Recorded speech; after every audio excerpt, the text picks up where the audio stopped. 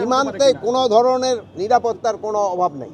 আমরা আমার জনগণ সম্পূর্ণভাবে নিরাপদ এবং সীমান্ত সম্পূর্ণ নিরাপদ।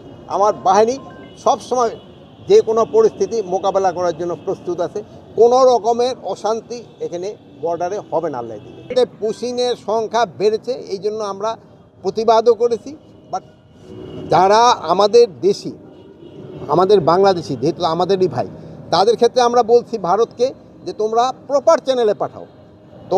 আমরা যেমন যারা অন্যান্য দেশে যারা আমাদের দেশে অবৈধভাবে থাকে তাদের আমরা কিন্তু প্রপার চ্যানেল একটা আছে ওইটার ভাবে পাঠাই, বাট ওনারা এটা করতেছে না। বাট এই জন্য আমরা তাদেরকে বলতেছি যে তোমরা প্রপারভাবে পাঠাও। সে যদি আমার দেশের নাগরিক হয় আমরা অবশ্যই আমরা অ্যাকসেপ্ট করব। উচ্চ পর্যায়ে কোনো বৈঠক হয়েছে কিনা স্যার? এ ব্যাপারে আমাদের লেভেলে হয়েছে, ফরেন মিনিস্ট্রি তো তারা যোগাযোগ করতেছে।